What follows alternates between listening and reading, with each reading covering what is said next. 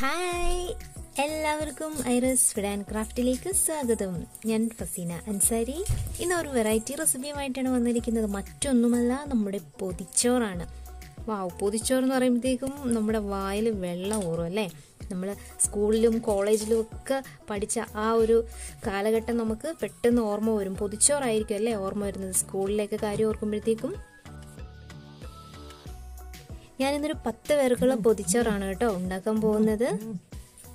അപ്പോൾ അതിന് വേണ്ടിയിട്ട് ആദ്യമായിട്ട് ഞാൻ എടുക്കുന്നത് ഒരു തേങ്ങ ആണ് എടുക്കുന്നത്. ഒരു തേങ്ങയ്ക്കുള്ള ചമ്മന്തിയാണ് ഞാൻ എടുക്കുന്നത് കേട്ടോ. അപ്പം ചമ്മന്തിക്ക് വേണ്ടിയിട്ട് അതിലേക്ക് ഞാനൊരു 1.5 ടേബിൾ സ്പൂൺ മുളക് പൊടി, ഒരു 5-6 ചെറിയ ഉള്ളി, ഒരു പച്ചമുളക്, ചെറിയ ഒരു കഷ്ണം പുളി, അല്പം ഉപ്പ്. അപ്പോൾ അതെല്ലാം ചേർത്തിട്ട് നന്നായിട്ട് ചമ്മന്തി ഒന്ന് അരച്ച് വെച്ചിട്ടുണ്ട്. പിന്നീട് അരി ഞാൻ ഓൾറെഡി നേരത്തെ വേവാൻ ഇട്ടിട്ടുണ്ട്. ആദ്യം നമ്മൾ അരിയാണ് ഇടേണ്ടത്. അപ്പം ചോറ് ഇതാ വേവാറായിട്ട് കിടപ്പുണ്ട്. ഇനി നമുക്ക് തോരനാണ് വേണ്ടത്. പിന്നെ ഈ പൊതിച്ചോറിന് ഒരു പ്രത്യേക തരം തോരനൊക്കെ വേണം. ഞാനിപ്പം ഉരുളക്കിഴങ്ങാണ് എടുക്കുന്നത്. ഉരുളക്കിഴങ്ങ് ഒരു മെഴുക്കുവരട്ടി പോലെ വെക്കാനാണ്. അപ്പം ഞാൻ ഉരുളക്കിഴങ്ങ് എടുത്ത് ഒരു പാത്രത്തിൽ ഇട്ട് അതിൻ്റെ അകത്ത് പച്ചമുളകും കീറി എടുത്തിട്ടുണ്ട്.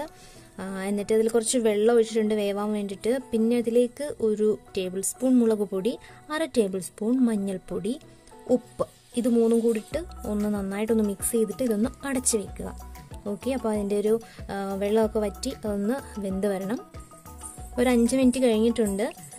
നമ്മുടെ ഉരുളക്കിഴങ്ങിൻ്റെ വെള്ളമൊക്കെ വറ്റി ഏകദേശം നമ്മുടെ ഈ മെഴുക്കുവരട്ടി ഒന്ന് റെഡി ആയിട്ട് വന്നിട്ടുണ്ട്. ഉപ്പും കൂടെയൊക്കെ ഒന്ന് നോക്കിയതിന് ശേഷം ഇതിലേക്ക് നമുക്ക് കുറച്ച് ഓയിലും കൂടി ഒന്ന് ഒഴിച്ചു കൊടുക്കണം കേട്ടോ.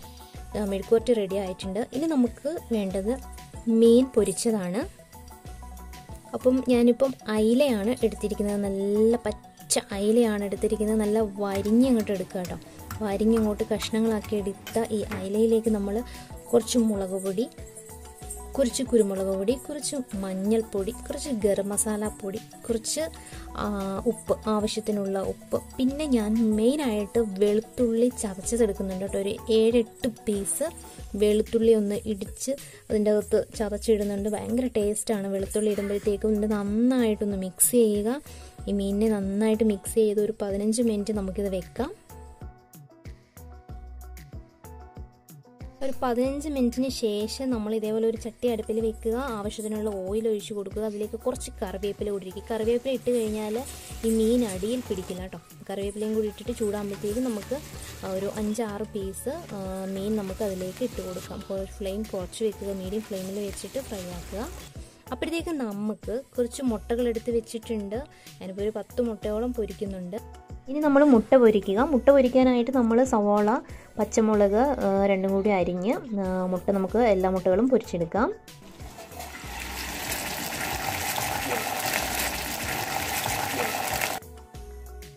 അപ്പോൾ മുട്ടയും ഞാനിതാ പൊരിച്ചെടുത്തിട്ടുണ്ട്.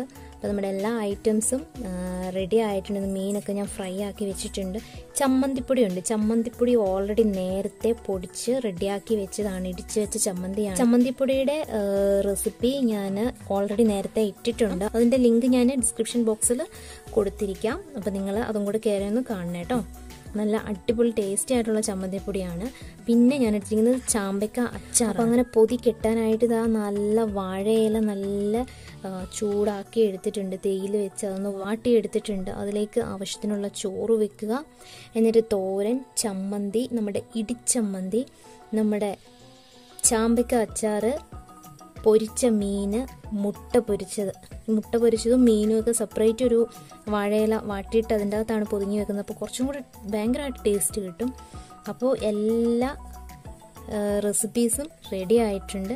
അപ്പോൾ എല്ലാം ഇതിൻ്റെ അകത്ത് വെച്ച് നന്നായിട്ട് ഇതിനെ ഇങ്ങ് പൊതിഞ്ഞെടുത്ത് ഒരു 2-2.5 മണിക്കൂറോളം ഒന്ന് നമ്മൾ വെക്കുക. 2-2.5 മണിക്കൂറിന് ശേഷം നമ്മൾ ഈ പൊതി തുറക്കുമ്പോഴത്തേക്കുണ്ടല്ലോ അടാറ് ടേസ്റ്റും അടാറും മണവും ആയിരിക്കും വരുന്നത്. അപ്പോൾ നിങ്ങളെല്ലാവരും ഇത് ട്രൈ ചെയ്യുക. ഭയങ്കര ടേസ്റ്റിയാണ്. അറിയാമല്ലോ, ഞാൻ പറയണ്ടല്ലോ പൊതിച്ചോറിൻ്റെ ടേസ്റ്റും മണമെന്നും പറയുന്നത് ഞാൻ പറയണ്ടല്ലോ. അപ്പം നിങ്ങളെല്ലാവരും ട്രൈ ചെയ്യുക, ഫീഡ്ബാക്കൊക്കെ അറിയിക്കുക. നമ്മുടെ ചാനൽ സബ്സ്ക്രൈബ് ചെയ്യാത്തവർ എല്ലാവരും ഒന്ന് സബ് ചെയ്തേക്കണം കേട്ടോ. മാക്സിമം നിങ്ങൾ ഷെയർ ചെയ്യുക. എങ്കിൽ മാത്രമേ നമുക്ക് മുൻപോട്ട് പോകാൻ സാധിക്കുകയുള്ളൂ. അപ്പോൾ എല്ലാവരുടെയും സപ്പോർട്ട് ഉണ്ടാവുക. നമുക്ക് പുതിയ വീഡിയോസുമായി കാണുന്നിടം വരെ താങ്ക് യു.